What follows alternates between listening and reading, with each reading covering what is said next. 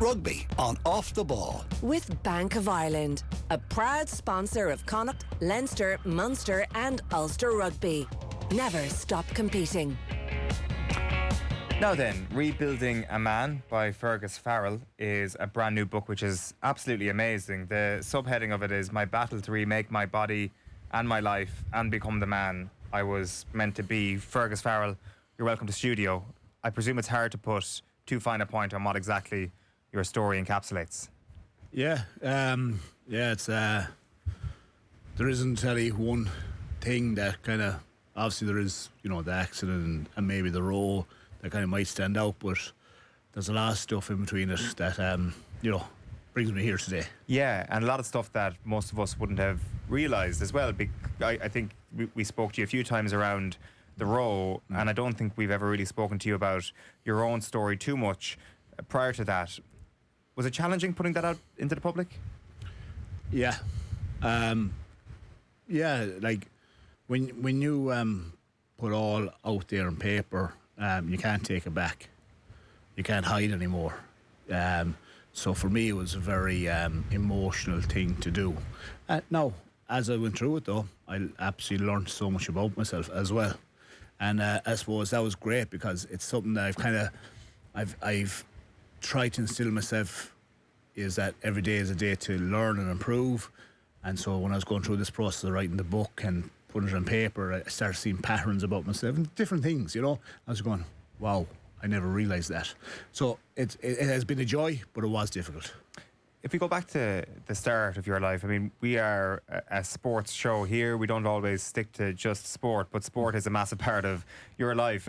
How big a part of your identity was the rugby player or the soccer player, Fergus Farrell? It was everything for me, like as a young boy and as a man growing up, because I lived in a town, Athenry. That's my town. And when I was growing up, the hurling was so strong there. And I had a lot of mates who went on and played for Athenry club when they were in All-Ireland club, titles. But I chose a totally different avenue, and obviously that was my rugby avenue. And I wanted to represent rugby as good as I could, to say, well, look hurling is absolutely fantastic sport, but there's also this rugby game, and I'm going to be as good as I can be in my rugby field as you are as in your hurling field. So I that. But that again is, as it reverts back to the book, like that was me creating a challenge internally that I would never vocalise with, my mates who were playing the hurling. But I had an inside me saying, hey, look all right, fair play to you, you're representing your town, and the club. But I'm going to do the same for Monavea, and I'm going to do it as best of my abilities. A bit of a chip on your shoulder. Yeah, pretty much I think so, yeah. And when you realise you're a good rugby player, at what point does that come? Why is that? Is it because you've got a bit of aggression about you? You've got a bit of physicality about you, a bit of size about you? Well, there's a bit of all that in it, but like how good was I? I wasn't amazing. I just knew how to work hard, put the head down, and I knew how to run a straight line. Yeah. Look, I didn't have the skill sets for hurling. I would have loved to have played hurling, but I didn't have those skill sets. So rugby was the game for me. I was ideally suited to it. I was a big, strong, young lad. When did I realise I could go a little bit further? I suppose I was probably 15 or 16. I'd actually given up the game of rugby for a few years to play soccer because I absolutely loved soccer. You were a goalkeeper. Yeah. Keeping David Ford out of teams. It's nuts, isn't it? That was at under 17, under 18 levels. It's a bit nuts, and I'll be honest with you, I didn't really care about I preferred the community of the rugby. I preferred the respect, the determination, the dedication that you had to give to it. I just preferred everything, the ethos of the whole sport over soccer. But I actually loved playing the game of soccer, and also it had soccer got me a lot fitter because you were doing a lot, you were moving on your feet all the time. There was that turning of pace and all that type of stuff, even as a goalkeeper. So the two of them really worked well together. But yeah, so sport just came ingrained in me. Yeah. And to be fair, you were earning money. You were earning £400 sterling a week playing for Galwegian. So it was a big part. No, per game now. Per game, yes. Yeah. So what, 10, 12 games a year? So Yeah. which, to be fair, at this point in history is actually a pretty good wage of money. Yeah, like, and I was like 18 and a half, maybe 19, no, 18 and a half, and next minute you're earning this, and they're going, oh man, this is exactly what I want to do. Yeah. You know, because at the same time, like, we didn't have to follow training schedules. All we had to do was train 2 or 3 days a week and go to the gym in our own skin. So there wasn't that, you know, academies or anything like that. It was just like, you know, turn up on a Tuesday, turn up on a Thursday, play a match on a Saturday, and then go on the beer. Yes. So it was a perfect fit for me. Was it always the transportation company running a line to this, or did you move around to a couple of different gigs? No, so my dad was a farmer, but he sold fruit and veg in stalls around Galway City and County, and that's what I was brought up to. But he, when I got the opportunity to go to South Africa through one of the links, my dad actually ended up selling or getting out of the fruit and veg business, and he went into doing taxiing, and that was around the 18 and a half, 19 years old mark. And at that stage then he continued that on, and I was, you know, trying to become more of a rugby player with Galwegians and different things like that. And ultimately at the age of about 23, I'd say, you know, rugby wasn't going to be for me anymore. Okay. You know, I believe I wasn't getting the breaks, but maybe that was because I wasn't representing myself at the best possible way. You know, how do you mean? Well, I think for myself, I reacted in the wrong way to knocks. You know, I get an injury, instead of, you know, putting all my energy into recovering from an injury, I go down the other route and I go beering. You know. Well, was that laziness? Was that just frustration? I think it could have been weak mentality. Weak mentality. Because you play with a small club like Galway, from one of a junior club, and I'm going through the ranks of that, and I'm like the best player. Well, I'm not going to say even the best player, but I was getting, you know, representatives and all this type of stuff, and I got to put on the green jersey of Ireland. And I think, you know, I thought it was always going to be that way. So when things didn't materialise that way, I don't think I had the ammunition to say, or the mentorship, to say, hold on a sec now, do this and go again and whatever else. See, I thought I should have been starting tight head prop, you know, at the age of 19 for Galwegians, yet there was like Irish internationals in front of me. And who were the internationals around that era? We had Peter Bracken, you obviously Dan McFarland was the other prop, Jerry Flannery was in the squad, like you had Johnny O'Connor, Damien Brown, Mark McConnell, Gavin Duffy, Eric Elwood, Matt Mawson, Pat Dinan, Willie Rowan, Nigel Carlin, and so on and so on. But I was here thinking, and you know, there was another guy, Andrew Kershaw, who I wasn't an amazing fan of, and I was twice as fit as him, and I always thought I should be ahead of him, but I wasn't getting the opportunity. And so I think that mindset was, well, I'm here training like mad, but I'm not getting the game time. So when something happened, I just said, no, I'm sick of this. Yeah. You know, yeah. So you throw yourself into your work life, really, as much as anything, and you can tell from reading your story that goes pretty supernova pretty quickly. The business goes very well, and you invest, and you try to expand all the time. Yeah. And again, that was in my DNA, you know, as in, you know, I want to be the best, you know, at what I can be and what's in my control. So I was never happy just having 2, 3, 4, 5 buses. I wanted them more. This is a coach company, basically. Yeah, bus and coach company, yeah. And I just wanted to be, but it wasn't even just to have X amount of coaches in the yard, X amount of employees. I wanted to have the nicest fleet, the newest fleet, so I could go out and get the nice big contracts and be that big operator within Ireland, you know. You were dealing with big contracts. Yeah. Massive. For me, they were massive contracts. Over £1 million in some cases. Exactly, yeah, per year, per annum. Yeah, 1.2, 1.3 million contracts per annum. And I steered my business away from, so what built my business was multiple customers and treating every customer the exact same and so on and so on. But then I started to change that business model into, you know, going for the larger contracts and having a fewer customers. And being honest, you're kind of forgetting about the customers that helped me build up to that point. Okay. And that's where I started making mistakes. You were completely obsessed with it as well. Yeah. Talk to us about the mistakes, first of all. Well, ultimately, the mistakes was I started going for the bigger contracts, which meant then I needed the fresher fleets, which meant I needed more finance, I needed more overheads to get these big contracts. What went wrong? Are we talking crash time here, or no? It's much more. No, actually, my business was. I actually went through crash time and absolutely you were brilliantly. fine, yeah. Because I hadn't massive finances out at the time. I was only starting really in the bus world, and that crash came, and a lot of coach companies suffered. And then when things started improving, I was one of the few companies that could actually finance new buses. So at that stage, I was in a place where I could go and get the better work, the better contracts. Now I had the fresher vehicles where everybody else couldn't afford to get the fresher vehicles. Yeah. And with that, then I started driving on the business. And throughout that time in the crash, I started looking at I started looking at the industry, and I knew if there was all 53-seater buses. Now, this is very boring for people who are not in the bus industry, but there's all, there's a kind of 33-seater bus market, and there's a 53-seat bus market. And I was here going, well, everybody has those, and they're struggling, and so they're going to be just chasing all the business out there and a loss making. So I just started looking at what wasn't in the market. Team coaches, which were huge over in the UK for doing your Man Uniteds, Liverpools, the coaches with tables and and like trains inside. And I just said, okay, let me have a look at those. So I ended up going back to the UK and buying a few of those, and I branded up a coach for Connacht. Yes. And that was absolutely, to this day, it was my favourite bus ever to drive and obviously to be in.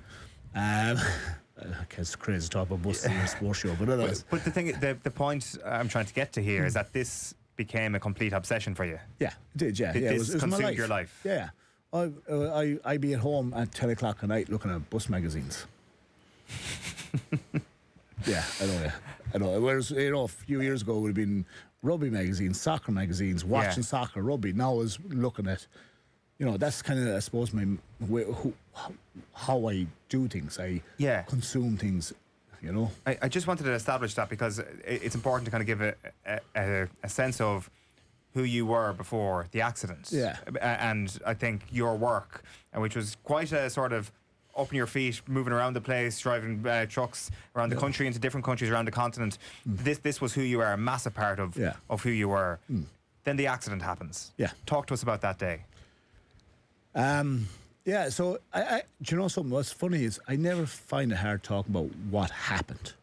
I find it hard talking about what happened afterwards. Yes. So on that day, it was a Friday, I was actually about to drive Monavale Rugby Football Club, my club, that I played for many years, to Belfast to play an All-Ireland quarter-final. And I was really looking forward to it because, I could drive to Belfast and I'd have a few pints with the lads that night, not the players, but the some of the coaches, staff, whatever else. And the next day I'd watch a game and I'd drive home. Like, that was my little break. And it was Friday, nothing different. I was around the yard doing a few things, and Sean, who was a mechanic of mine, who gone, had come and was buying, I think it was a compressor off me. And but there was a lot of pushing and dragging in the morning, and then I went in and I left him alone because I had to go in and put on my bus driving outfit, white shirt, black pants, tie, which my house was next door.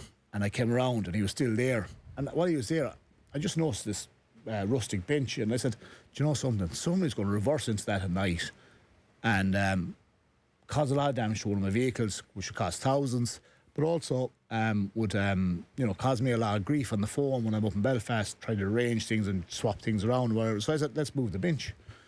And I asked Sean to come over and picked up the bench. I picked it up from my body, and we walked like halfway into the yard, maybe 15, 20 steps, wherever it might have been. And next thing I got this all-merciful bolt up through my back, and I just dropped the bench.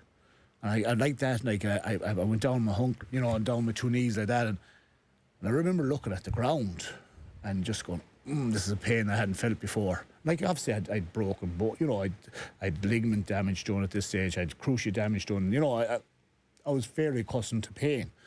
And I took in 15, 20 deep breaths, and then I stood up and I said to Sean, come on, let's move this bench. Because it was definitely in the way now. And I picked it up, took one step, and bang, It was like somebody put a shotgun to my back and pulled the trigger. Massive explosion in my back. And maybe sports people might be able to understand this. I don't know, when you hear that, when you feel that pop of your cruciate ligament go in your knee, in the back of the knee, it was like that, but multiple. It was a pump, pop. And I remember just falling to the ground. I mean, roaring in pain. Roaring. And I couldn't control that roaring.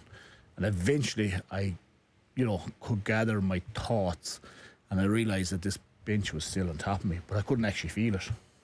And then I realised that my legs were under me and I couldn't move them. And then in between it all, I started, trying to pull the legs from underneath me or touch them. And then I realised I couldn't feel myself touching them. I could see myself touching them, but I couldn't feel it. And then I was just like completely loaded. And then I had this belt on me. Like I have a belt on me now. I felt like it was melting into my skin. Like, what a weird sensation. And all I could think was, maybe I get this belt off me, the pain will stop, because the pain was just immense. And eventually I got that belt off me. It took me a long time because, I wasn't able to move my legs. I wasn't able to move my upper body neither. I got it off, and then the surge of pain just went through my legs. It was like my whole lower body was just on fire. It was like plastic melting in my whole lower body. And it just continued like that. And there wasn't a scratch on the outside of me. Not a scratch. And poor old Sean was looking down on me going, what's after that happening here? How soon after that moment, because I know you get taken in an ambulance over to Dublin to the Mater Hospital, an airlift option wasn't available at that point. How soon after? Is it that day? Is it in the days afterwards that you realise you were in life-changing territory here? Well, on the way to Dublin, it was horrific. And that journey, I had in my mind that I'm in serious trouble here, but also had in my mind that, okay, get the operation done and that I'll start recovering. I'll come out the far side. I'll be better in some way or format. But I remember waking up after the operation. It was around 9 hours. And it's just like the movies. It's like, I was coming in out of consciousness. You see people after an accident or something coming in out of consciousness. I remember seeing these 2 feet in front of me, and I started being able to focus on them a little bit more and more. But as I was focused on them, next minute, this wave of pain started coming over me again. And I was like, oh man, this is not good. And that pain just started still increasing, even though I was medicated up to the last. Like I was morphine out through and then I just tried to figure out these feet that were attached to me, but I couldn't figure out what, they just didn't feel they belonged to me. And they framed this mirror window right in front of me perfectly, and I always remember they were just falling out, and then I just couldn't connect with them, couldn't move them, couldn't instruct them to do anything. Very hard sensation to try to explain. But then I went to try and see, could I feel my quads? And then that's when I realised. I looked down and I was catheterised and I had a nappy on me. And at that stage I went, fuck, excuse my language, sorry, I'm worse. Because at least before the accident, I didn't think I thought I had my bowels and bladder. So that's something I obviously had thought about. And, and at that stage then, I went into a very dark place, but then my parents and my ex-wife came in to me. And at that stage then, the next day is when I actually found out what had happened to me. And that's when I told, the stats, and that was, grade A spinal cord injury. I had a rupture by T9, T10. And the T10 had went through my spinal cord and severed by 90%. And that ultimately, grade A spinal cord injury, paralysed for life. Yeah. You said a moment ago, with regards to your rugby career, that when you got injured, you had a bad mentality about it. Yeah. When I read the book, you say that you wanted to become the most positive spinal cord injury patient the Mater had ever seen. Yeah. Why the different mentality at that point? It was sink or swim. I had no option. There was no option. So you are a positive person naturally. That was within you. That was within you. You just never discovered that in your rugby career. Yeah. Oh, I'm a very positive person. Yeah. Yeah. Always very positive. Yeah. But I had choices. Whereas this was pretty black or white, no choice. This is me back on my feet. Yeah. It was the only option I had. What does that involve, being the most positive spinal cord patient the Mater's ever seen? Well, for me, it was, not giving up.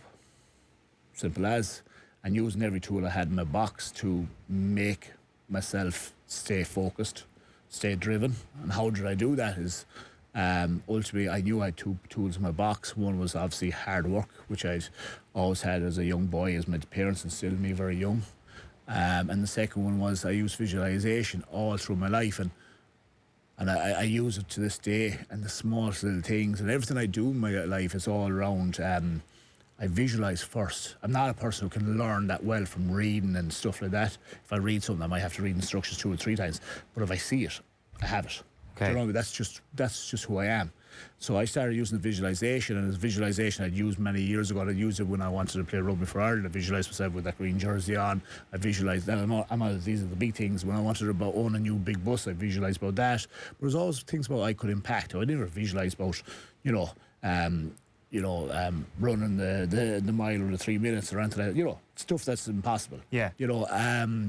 And so that's what I turned to. I used those things. I knew if I could keep my mind occupied and off everything that was going on, that was easier to stay positive. And so by having those two, hard work and visualization, I just solely focused on those two things. And by doing that, it gave me a purpose, it gave me a challenge, it gave me something to do to occupy that mind and not let that mind run away itself. And that's how I started with it. Yeah, and the challenges were very clearly laid out for you when you get moved to the National Rehabilitation Hospital. That feels like... Yeah. That feels like an environment you really thrived in, Fergus. Like you talk to us about in the book that is about the ecosystem of the NRH and how if you're in a bed close to the entrance, you're in big trouble. If you're in a bed far away from the entrance, there might be you're not getting the right road. Whereas you were positioned away from it, a good bit away from the entrance. There was almost a hierarchy in that hospital, and I kind of felt that you were top of the food chain or close to it. Yeah, like, look, when I went into that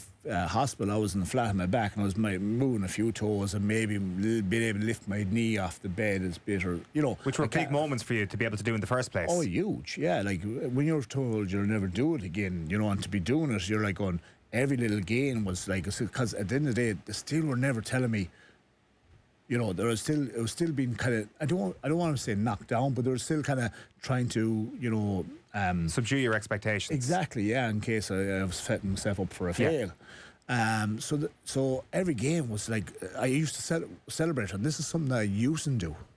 I used to celebrate my gains because, I don't know, I wasn't kind to myself or something. I don't know why, but now I was kind of, something, this is a huge moment, I'm going to celebrate. I'm celebrating as in bar of chocolate, because that's all you could do in the NRH. Do you know what I mean? Or a Thursday night we go down and have the few pints by going down to Baker's Corner. Surreptitiously, yeah. We what's the words used? We skipped down. Yeah. No, we seen a line of people in wheelchairs go down the road. There's what you let yourself think. But but you're right when I said about the NRH. Like, inside in the place, I was left to my own devices to a certain degree as well. And when I was left that, I just went about like creating an environment in there that suited me and my mentality to get the best out of me. I always took the hardest option. Always. I had this thing in my mind. And why I started doing that is I always remember Mick, who was one of the care assistants, absolutely fantastic man. And I'd only been there a few days, and I was in the wheelchair, and my shoe had fallen off my foot. And again, I didn't realise the shoe had fallen off my foot, because when you don't have feelings, you don't realise these things. And it was on the ground, and he picked it up, and he kind of started putting it on, and I asked him to help me more, and he did help me the first time. And as he was helping me, he looked up and he said, "This is a rehabilitation hospital, not a care home. As in, you could have done this yourself if you tried harder." So from that moment on, I just said, "Do you know something? He's right. I'm going to push myself. I'm going to make everything as hard as possible, because I know if I do it in the hard way, it's going to make like my the length of time to get improvements shorter." That's what was in my head. And ultimately, I set about setting challenges. Like, I remember Slav, a lovely man, but when I seen him first, and I was in the flat on my back, and he was flying around the ward in a wheelchair, and I was just saying, he's one obnoxious, and I was going. But I said to myself, I'm going to be faster than that lad. I'm going to be better than that lad. So again, it was about me setting a challenge and creating internal competition. Nobody ever knew that. Yeah. You know? And then I was so lucky. I had a guy, Declan Nocton, a lovely man, who unfortunately had a very bad accident and he was paraplegic. But I was lucky enough, again, I used to have the same physio slot with him, because the physio room is a big, massive open space where everybody goes to do physio at different times. But my slot was at the same time as him. I always remember this man, and even before I really knew him, I was always looking at him and going, look at the fight that's in this man's, you know, in him to do what we would deem as, even for me, because I had the use of my hands, so I could do everything. And I used his drive as my inspiration to drive myself on. I said, if he can work that hard, you know, to improve himself by that much, I can work just as hard to drive myself on. So again, I was just creating all these things inside in the place, keep me focused and driven on what I had to do. I was there to do a job. Mm-hmm. I wasn't there. Now I made great friends, and you know, and it was people who we spoke about, peers, but just we're there. Just I had that thing with, I'm there for a job. The physical aspect of things, the rehabilitation piece, Yeah. feels like the thing that you were best at, and you found that relatively easy at that time. Yeah. There's a lot of things out of your control, and the less physical aspects that were far more challenging, like very early days, still when you're in the matter, a couple of clots are discovered in your lungs, which become more life-threatening. Yeah. Your business is struggling away. You get a call very early after your accident that a €1.2 million per annum contract is cancelled on you. Pretty brutal situation to have to deal with. And then you have your rehabilitation done when you're in the NRH and you're lying there at night and you're left with your own thoughts. Yeah. That's the bit that you struggled with. Yeah. An empty mind is a dangerous mind, and I tried to fill it up as best I could. And like, again, the pain was horrific. And like those lights would go off. I think it was 10 o'clock at night, and you'd put the curtain around you, and you'd still could see a bit of glow from people washing their laptops, and you just knew everybody who was in there weren't pretty much in a bad way. And some nights you could hear people, like, you know, nearly talking to themselves. Some nights you could hear them like cries, and it was just, and I'm my biggest fear in life is being alone, and I felt very alone in those nights, because I couldn't sleep with the pain, because to this day I'm still in 24/7 nerve pain, but then it was just horrifically sore pain, and the only way I was able to go to sleep was by tapping on the morphine drip or taking an extra Oxycontin, which was, I'm not saying it was unlimited supply, but you know, there was plenty of it that we could take, because it was the only way you could cope. And then you'd knock it out and you'd fall asleep, and an hour later you're awake again because of the pain, because your feet are just on fire 24/7. And the thing was, when your feet were off the ground, that's when it was worse. And it still is to this day. When my feet are off the ground, the pain is way worse, because that pressure is not on them, you know, to suppress that pain. And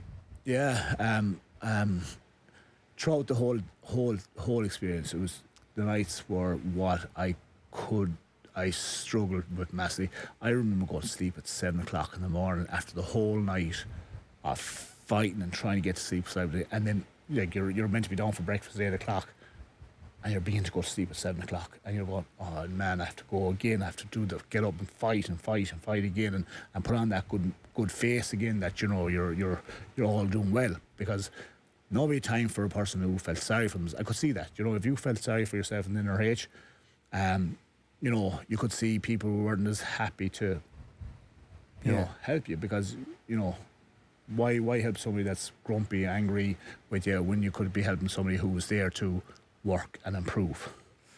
So you just had to put on that mask again and go again.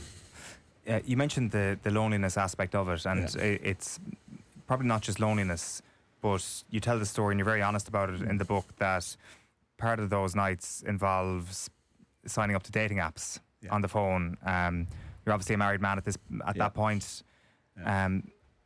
When you analyse that, when you're actually putting it down on paper for this book, is it loneliness that's informing that, or are there a greater depth of emotions at play there? I'll be straight, I don't fully understand it to this day. But it is something I've done. And I was never going to write a book and not have that in there, because ultimately that part of my recovery, and that part of, I think, I was as a distraction. Yeah. That's why I just think bear in mind there's so much memory lapses from this time, from the drugs and all that type of stuff. I'm only thinking, not this is, I'm not a psychologist, I'm not, but I do think very early on, I always remember the people who loved me, they still looked at me in pity now and talked to me in a different voice, because I was going through what I was going through. I was disabled, and I was lying in bed and I was away from them in hospital and stuff like that, and that killed me inside, because it just did. I'm very proud, very independent. I was a bread provider. I was a supporter of a good few, many staff. You were a relatively traditional man. Yeah, very traditional. No, not very traditional. Yeah. And when people were looking at me and pitying, and I think I was just looking to speak to somebody who didn't know my position. That's interesting. Yeah. Because you're whatever. You're swiping people, and they can see a certain amount, but they don't know your story. Yeah. And how far are these conversations going? Oh, they're just one of the first conversations. I was this is the part that I was paralysed from my belly button down. I was catheterized. I was, nothing worked. I had no connection to my sexual organs. So how far could they go? But then all I ever did was a conversation. That was it. Now, don't get me wrong, some of them were quite rude conversations. Yeah. But that's all they were. Did anybody on the dating app find out about your situation? Well, not during that time. Maybe now, since I have no idea. Right, fair enough. Yeah, I don't know. Sorry for that. It's not something to be laughing about. But no, not at the time. No, yeah, no. You were going home every weekend at this point. Yeah, almost every weekend. Almost every weekend at this point. Yeah. At what stage does your wife find out? Oh, it was in March, anyways. I think it was the week before St. Patrick's Day. Yeah, the weekend before St. Patrick's weekend. That was it. And ultimately, and even at this stage, I was at the weekends. I get home, and fair play to some friends and things like that. They took the pressure off Mandy, having to go up to Dublin, pick me up, bring me home, and do the same thing. I had actually friends who came out of the woodwork, amazing people, pick me up in Dublin, in Dunleary, go out of the way, and bring me home to and they'd put the wheelchair in the back of the car. And they get me down to where we're now living, my grandmother's house, because we were building our dream house. So they'd get me home, and that weekend, I even in the house, I remember being. So I used to. It was only a 2-bedroom house, my grandmother's house. We had 3 kids, a newborn baby. So Mandy, and so I'm going to go back a small bit more. Yeah. So Mandy had bought a mattress for me so that we could sleep in the same bed together, but unfortunately the mattress that was bought was a disaster for me, because when I went into it, I kept falling into it, and I didn't even have the strength, even though it was only little, I didn't have the physical strength to be able to get out of it, and I wasn't able to sleep in it. So I ended up going into the kids' room where there was those double beds, and there's a single bed on top. Yeah. And I used to lie in the bottom of that. And the reason why I lied in the bottom, because you had the metal rings on top, so I could pull myself up and move myself. Even in there, when I couldn't sleep, I ended up talking to girls. And then ultimately, I went out to my yard, and I would bring the wheelchair out, go up this very steep ramp, and actually go into the office, do work the weekends. Because I had to, because the business was not in a good place. And ultimately, when I was in the office one day, my phone was left there. Must have heard a text or something come through, and that's how I discovered it, The environment of being at home, that wasn't a linear return to normal life, so to speak. No. In fact, it probably presented a whole pile of different challenges for you, of course. Going through the rehabilitation program was an amazing success, and that day is obviously ecstatic for you, and I'm sure you have brilliant days at home. But you tell the very visceral story of how you're sitting in the house one day, and as you say, a traditional man, you see your father out putting a pillar into the ground outside. Yeah. And that triggers you in a bad way. Yeah, look, things were extremely difficult at this stage. Yeah. I was a prisoner in my own house, ultimately because, the ramps weren't done properly in the house. I was still, even though I left NRH on my feet, that was more symbolic than anything else. Yes. If you know what I mean. I really wasn't walking on. Yes, I walked into my car, but the physio nurse system was either side of me, and at any stage I could have just fell over. Thankfully I didn't, but by God, you should have seen the fear in their faces, as every step I took, So yeah, when I got home, I was a prisoner in my house, and there was a lot of silence in the house at the time too, and my fault as much as anybody else's, because I was a very different person, which I didn't realise at the time. You don't when you're in it, and I always remember I was there and on my own. Herself was obviously probably gone to work. The kids were either gone to the creche or gone to school. Can't really remember what it was. And my dad, lovely sunny day, and he went and started building a stone pillar to hang a gate. And I was in the sunroom, and I wasn't able to get up and,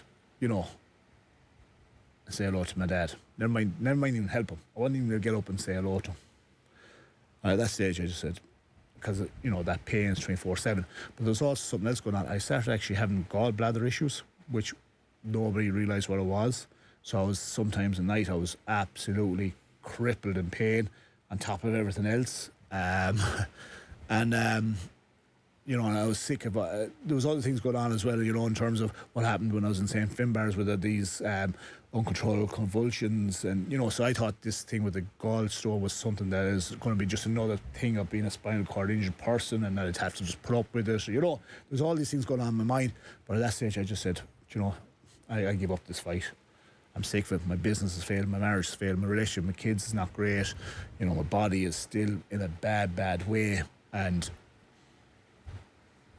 why keep fighting? I'm fighting, but I'm actually getting worse and worse and worse. Physically, I'm thriving, but everything else is just gone. Everything is gone. So I lashed onto that physical thing, and I go into I would go in with my Zimmer frame and go around the shopping centre, Joyce's shop in Athenry, and I'd be going around, and people coming up and said, "Aren't you doing mighty?" Because they see me on my feet. And, they nearly tap me in the back and again talk to me in that pidgey tone. Again, they don't mean it. It's just a natural reaction. I'm a disabled person now at this stage. But the same people would have talked to me in complete and utter respect, months earlier. And I used to be going, if you only bloody knew. But I'd go, oh, thanks very much. Yeah. And, and then I'd get on that Zimmer frame and I'd get away from them as quick as possible. Yes. So there was all that stuff going. And I just said, that's enough. And a good mate of mine, Stag, was on. I said I wasn't going to go, but I rang him up and I put on that mask. I said, Willie, is there a bed down there? Of course there is. And I rang another guy who I knew was going, and went down to Limerick and absolutely made an absolute ass of myself, destroyed his stag, had to look after me and all that type of stuff. A lot of other things happened that night. And yeah, that was the start of me just giving up. It does reach a new point after that as well, where you were right at the edge of giving up. And on two separate occasions, there's a moment in Dunleary and there's a moment in Galway as well. Yeah, I would always put down the one moment in Dunleary as a more of a poor me one. That's why I think it was. Okay. Whereas Galway was... it was the real deal. Right. Yeah. I was fully committed to that. What's going through your head at that point in Galway? Well, so when I obviously arrived in, I parked up the car down close to the fire station, and I again stumbled up through up through Galway streets. Went to O'Brien's Bridge and looked in, and the tide was out, and I said, okay, tide is coming in. I can't swim. I can go swim about 20 metres, but that's a fast running river. There's no way I was coming over. I jumped in, and I said, okay, 2 hours that the tide will be in. And I walked back. I went down to a pub. I don't even know what the name of it is to this day. I can tell you where it is. I don't know what the name of it is. And I said to myself, I'll go in there for 2 pints. Pub I've never been into. I remember going into it, and as I went into it, I ordered a pint, and there was a group of students, down the back, and they're having the crack. And for that 2 hours, I just looked to the ground. Couldn't make eye contact with anybody. I had my 2 pints. I drank them very slowly. Nothing changed. I was, maybe I was trying to give myself that time to talk myself out of it. I don't know, but nothing changed. And I basically went, got out of that pub and I walked across the road. And I remember, again, so I wouldn't make eye contact with anybody. I think I was afraid of making eye contact with anybody. I think because I think, you know, I'd lost that human connection that I was seeking. And I kept my eye gaze, you know, where the footpath meets the building. That's where I kept my eye. And the next minute, out of the blue, this car pulled up on the left-hand side of me, and so we ran across the road. And next thing he stops me and kind of goes to me, "Gussie, what are you at?" And it was there. I looked up and it was Ger Brady, and I just crumbled. Yeah, like that man saved my life that day. Now, why did he know I was about to do it? Because obviously my parents and my sister had put out, you know, that alert for me, looking for me, saying that Fergus is in trouble, please look out for him.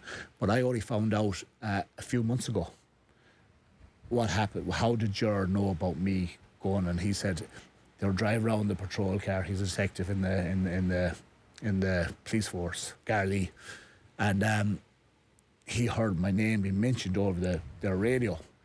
And he obviously went back and said, "Is that Fergus Farrell from Athenry?" Because we'd seen each other once on a train, I'd say a few years earlier, but we hadn't seen each other like 15 years. And he goes, "Yeah, he drove around all Galway beaches, all these different places looking for me. And 200 metres away from that bridge, not even 200 metres, he found me." Like, how close is that? How lucky is that? Yeah. You know? Unbelievable. Yeah. Yeah, and I can't thank that man enough, but I also can't thank my parents and my sister and whoever else was looking out for me. There was somebody who was looking out for me that day. You are listening to Fergus Farrell talking about his book, Rebuilding a Man. I just want to take one quick break and we'll wrap it up after these. You're welcome back. Fergus Farrell is in studio with me. Fergus, thanks so much for your honesty so far, and I'm sure it's not an easy conversation to have. I'm not sure, is this an easier conversation to have, or in many ways, is it because it's more recent, is it a harder conversation to have? But the attempt to row across the Atlantic. Oh, it's a lot easier. A lot easier. Yeah. That was an amazing time in your life for a lot of it. When you get into the Gulf Stream, when you actually find your flow out in the Atlantic Ocean, you think to yourself, this is on. Obviously, there is a catalogue of reasons why your body reacts in the way that it does. Your blood pressure is alarmingly low. There is a situation where, as you've mentioned earlier on, you had clots in your lungs after the accident, and you were starting to feel that was coming up again. Yeah. In terms of your own mentality after being taken away from that boat, and after Damien rose the rest of the Atlantic on his own, how do you deal with that? What sort of emotions are there in terms of like regret or maybe, you know, sorrow towards Damien? Now, talking now, I have zero regret. Okay. Because now I see that as only an out-and-out win and success for myself. Because when I took on that challenge, I remember myself and Damo sitting down in the Huntsman, and he's saying to Gussie, "Andrew can't do it. Would you do it with me?" I was like, 100%. I went to the gym afterwards and I hopped on the rowing machine and I could row 5 minutes and I was out of breath. Yeah. Do you know? So that's where I was. And also I knew by taking on the challenge I was going to improve my physical, because I still was a poor walker. I still have a long way to go with my progress, and I still have. Every day is a day. I'm improving. Like it's crazy like how slow and I'm minute there, you know. But there's still improvements. You know, I can still make improvements. But that whole journey and my physical improvements has been amazing for me. Like, you know, would I be where I am right now? If I didn't take that on? I don't think so, non-physical wise. Do you know, and also the amount of people I met through it. Not many people have rowed into the Gulf Stream. You know, not many people have rowed around the Statue of Liberty numerous times, you know, for training. Not many people have rowed from New Jersey over to the Chelsea Pier. Not many people have rowed out through out of New York at night, ready to hit for Galway. Not many people have got a chance to do and talk in the New York Athletic Club, you know. There's all these things now I look at and say, do you know something, that was my journey. All right, I didn't get to the outcome. I didn't get to the final point, which maybe considered a failure at the beginning. But now I look at it as a success for me, you know, and yeah. What about in terms of your relationship with Damien? Was there a real sense of resentment towards you, did you feel, from Damien after you pulled out? Resentment towards me? Yeah. I didn't know what to think while he was out in the ocean, because I did start, like, for a period of time I was sending him messages, and I knew though how difficult it was to reply to messages. A very slow, lumped process. But I did notice, you know, the further it went on, the lesser messages I was getting, the lesser replies I was getting back. But I just put that down also as, you know, it's difficult out there. He's struggling. The last thing he wants to be doing is replying to a message from me that's going to take him 15 minutes, which should on land take 5 seconds. So, yeah. And then ultimately, though, when he did come back, and I was very mixed emotion when he came back, because number one is he's after completing it, amazing achievement, but I'm here going, sugar, that could have been me. That should have been me. You know, and I had all these things, and I'm not good enough. And, you know, these massive doubts come into your head and stuff like that. And I was in a bad place. And but then we sat down, we had the chat, and next thing he starts forgiving me. And I'm here going, why are you forgiving me, Damo? You know, I'm not looking for forgiveness. Damo, it was me who left you out there, you know. I should be saying sorry to you. But he started doing this when there's a camera on me, and I just did not like that. I did not like that at all. You know, I just genuinely did not like that. That's something you say person to person in private, so you can have a proper chat about it. And that's just where it was, you know. And yeah, it just did not sit well with me at all. Yeah. He was talking about that moment, and as he says, the forgiveness as he comes into Galway Bay. Yeah. When he questioned your mentality afterwards, did you think that was fair game? Yeah. I did push myself as hard as I could. Mm-hmm. Maybe, you know, and this is all like in hindsight, you know, could I have prepared a little bit better? Maybe. But also there's a lot of things that could have been done a whole lot better on the other side of it as well.